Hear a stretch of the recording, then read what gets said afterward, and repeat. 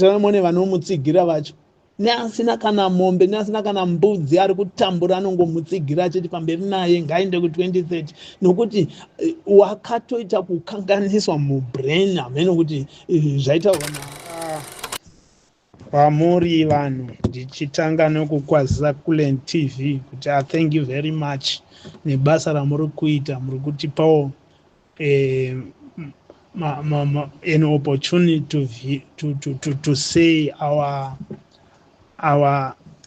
points zvatiri kufila kuti dai tataurawo sezvo tiri mastakeholders enyika yeZimbabwe asi tichishayiswa nokunyimwa mukana neZANU-PF nemalutas aripo.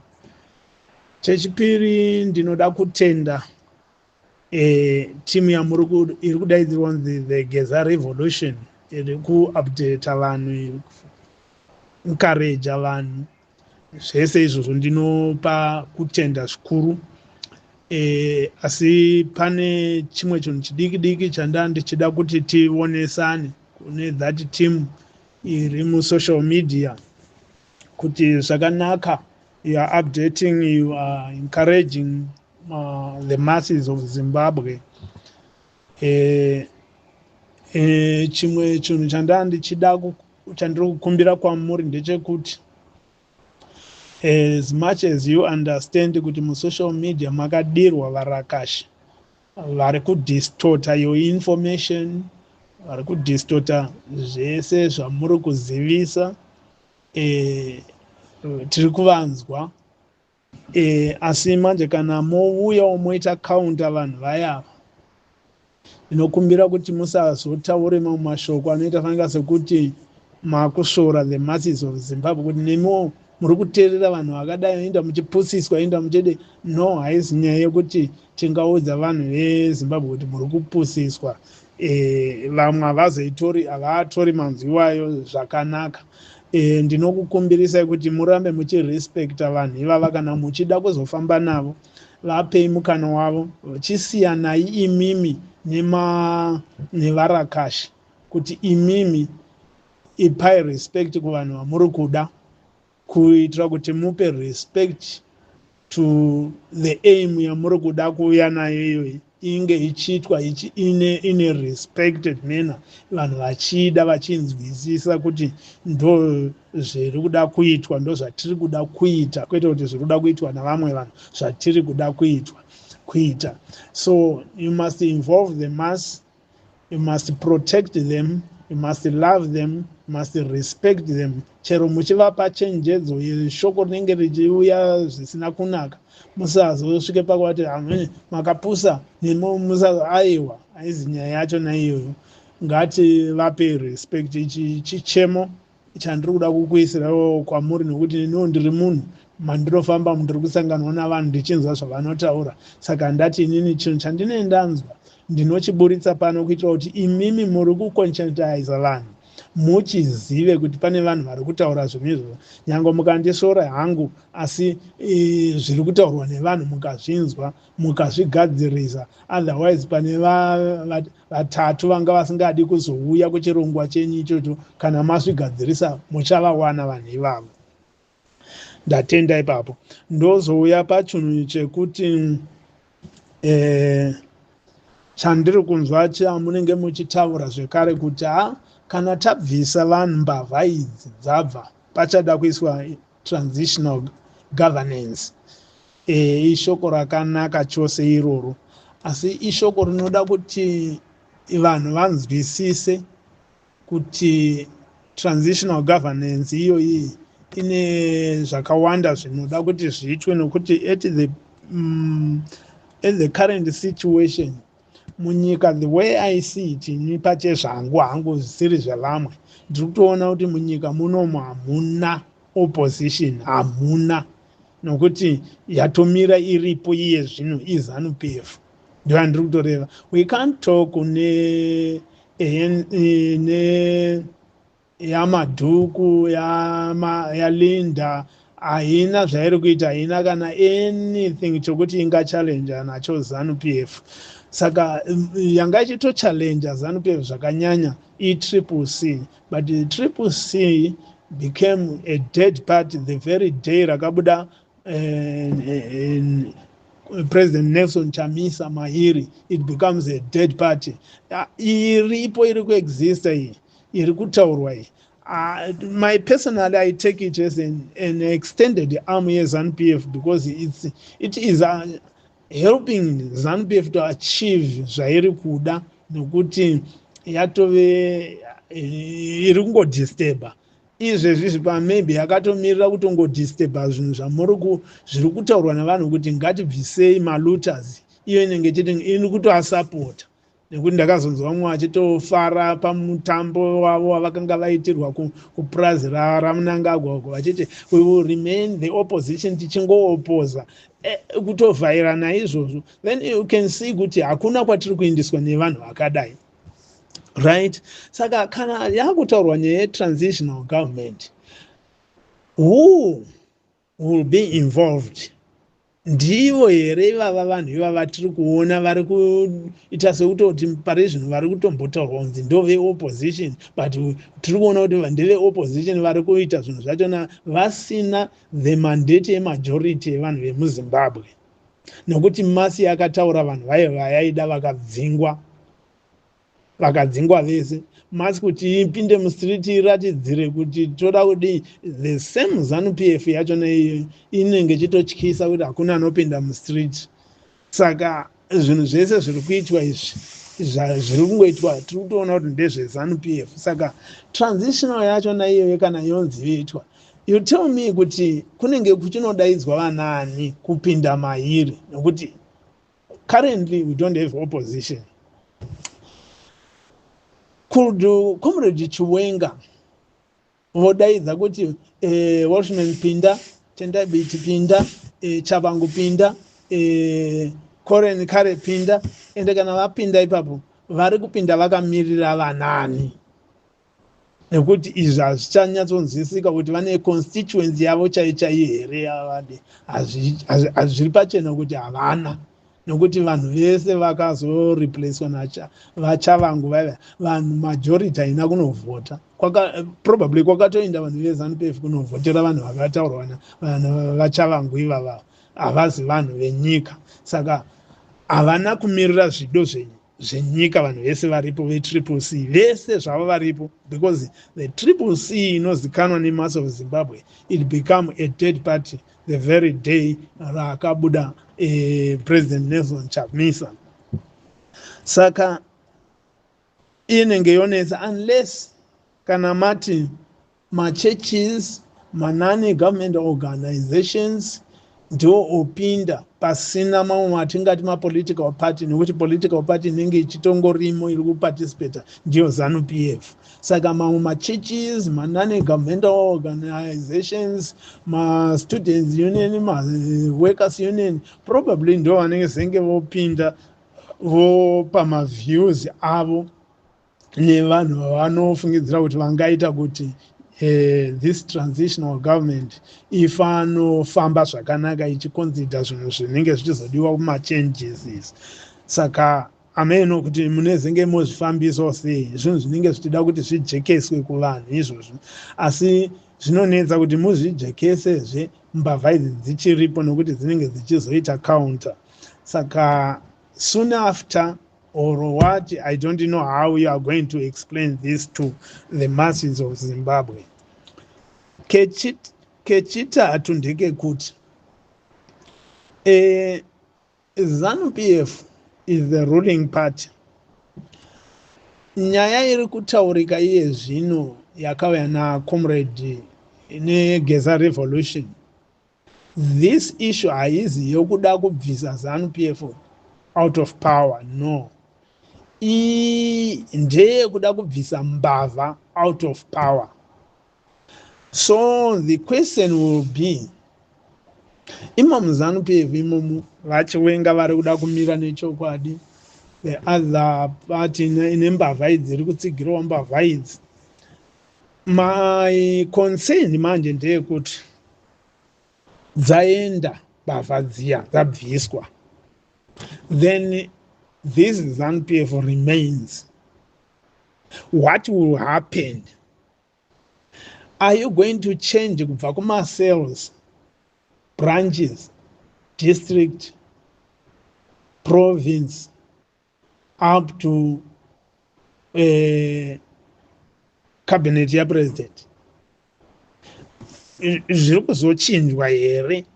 How is Comrade Chiwenga going to take over that ZANU-PF ine vanhu ivavo kuti pari zvino ndo vari kuti Mnangagwa 2030 vari kutorwisana naye naChiwenga iye kuti Chiwenga atove mupanduki kana achipikisana nezviri kudiwa napresident. Iye Chiwenga ari kuti no, the kick renyika ngaridyiwe nemunhu wese.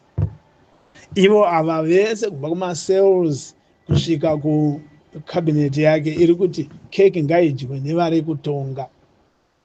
Saka kana ozouya akuti akuchiita zvinhu izvi, isu tichiziva kuti ZANU-PF ndiyo inenge ichitonga, the ruling party iri kutozikanwa internationally kuti ndo iri kutonga.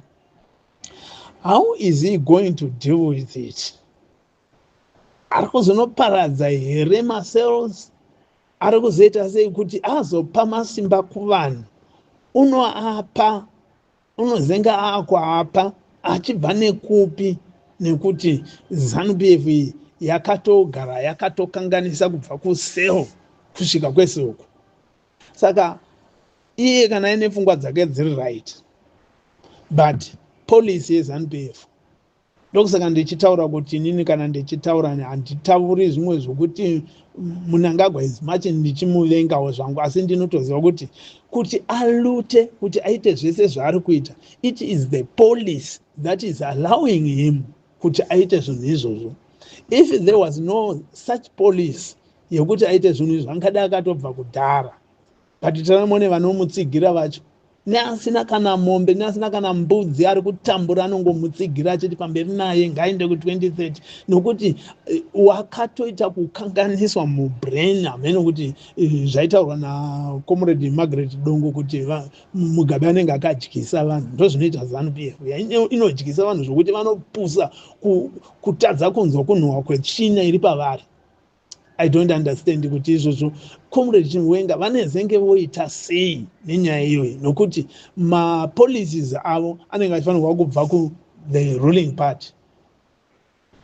Then the same ruling party iyoyi iri kuunza kudzvinyirirwa kwevanhu munyika. Ivo Comrade vari kuti no, this is the time to give freedom kunyika. Saka how is he going to take all these things?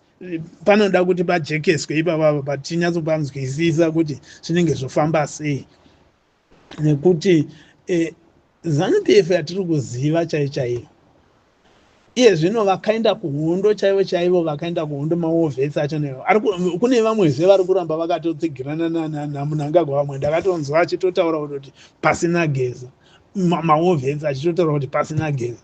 All right, Geza ari kutaura kuti akaenda kuhondo akaona nhamo yese akaita sei yokutsanangurira vabereki nokurwa nokuzouya vamwe maovhesi chacho hana chaanawo, ari kurwira maovhesi, ari kurwira vabereki, ari kurwira vana, zvese izvo zvokuti dai zvese izvi zvawanikwa kuvanhu vese, asi mumwe munhu anotomira achiti pasina Geza. All right, saka ndipo pandiri kuti inini kunze kwokutoti nokuti izvezvizvi vachidai vapinda vaakutonga ndivana Chivhaya.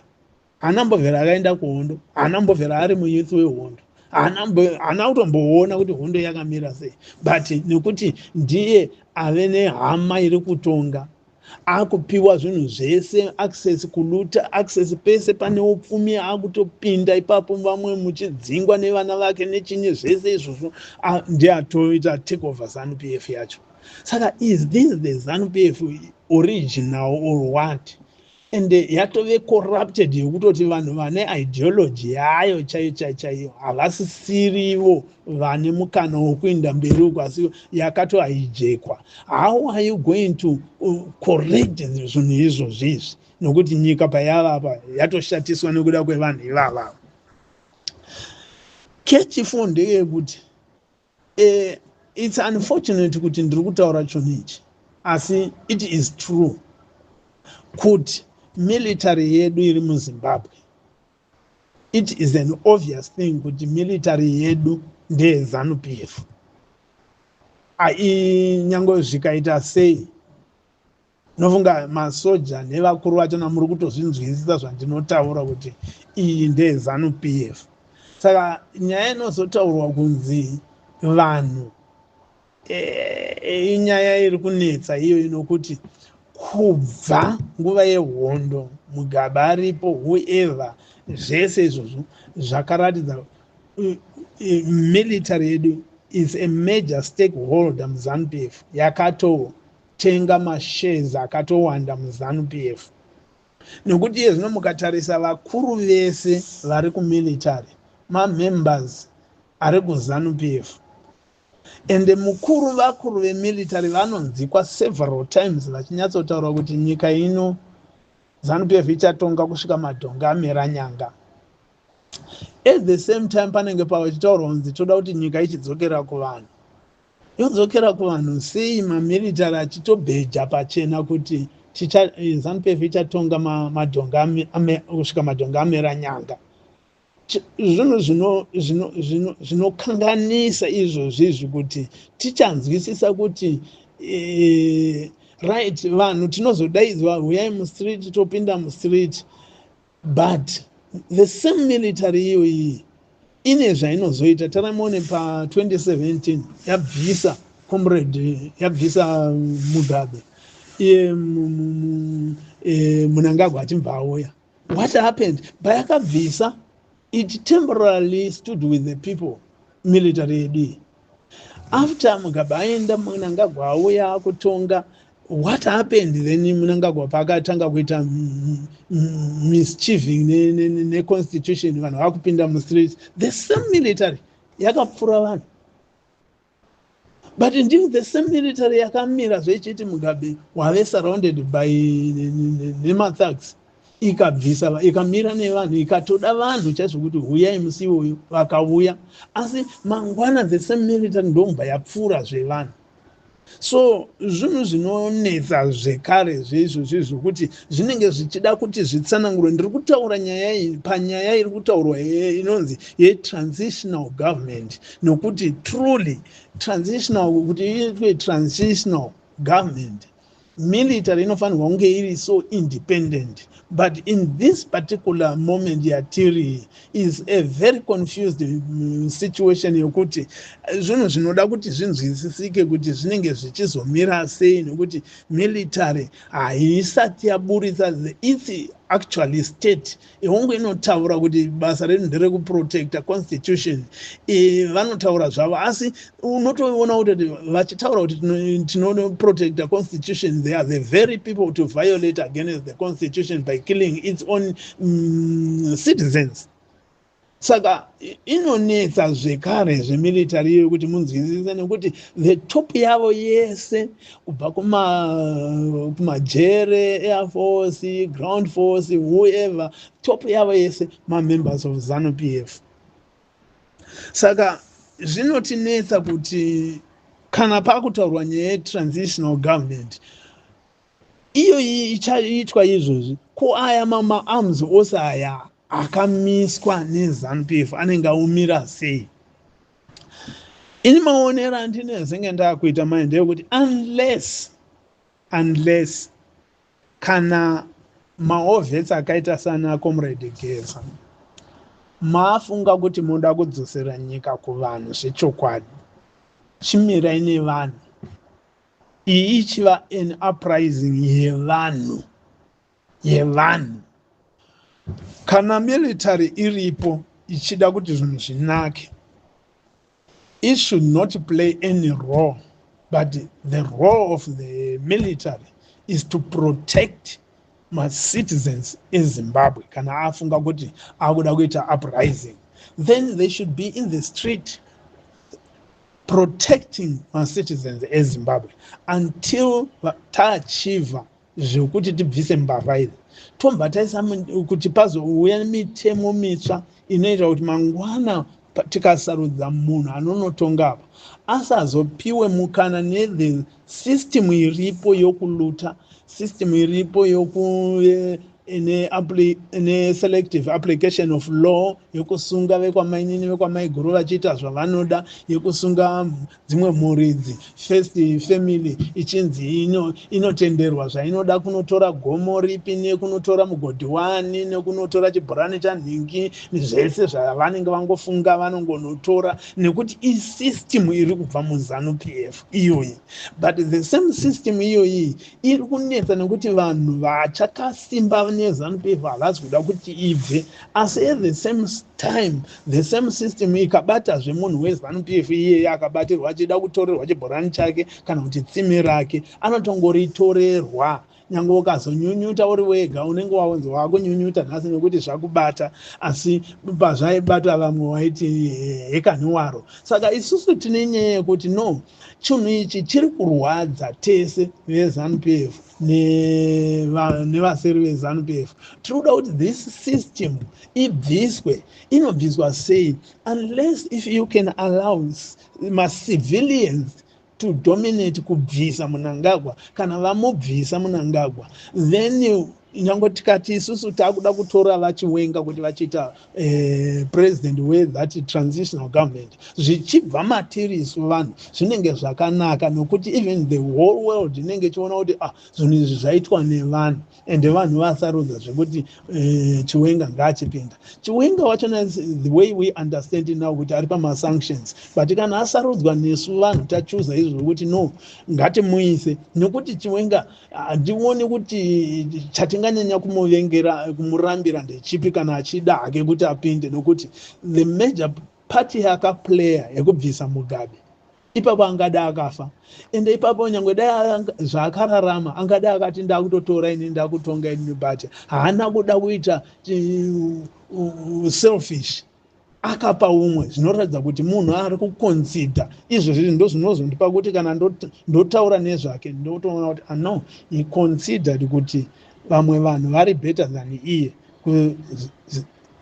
zvisiri zvokuti iye haagoni, asi anoconsider kuti vamwe vanhu kana vachigona kuita zviri nani than inini ngavaite, achiitira kuti vanhu vagone kuwana kurarama zvakanaka. So ndiri kuona kuti anenge ane pfungwa dzinenge dziri nani, tinogona kumuisa, ende ivo nyika dzese dzinenge dzakamuisa pamasanctions dzinofanirwa kuti dzibvise masanctions iwe nekuti anenge zvabva muvanhu. Saka inyaya ndichishaya kuti who can explain, ende kana zvinhu zvachona zvichiitwa zvinoitwa sei, nokuti muri kuti zvinhu toda kuita project yevanhu. Saka vanhu they should be involved munyaya dzakaita saizvozvo, asi in the particular moment it's difficult kuti muburitse zvinhu zvakadai nekuti same ma-enemies atiri kuda kuti tibvise anobva aziva oita counter ozoronga ma-strategies awo.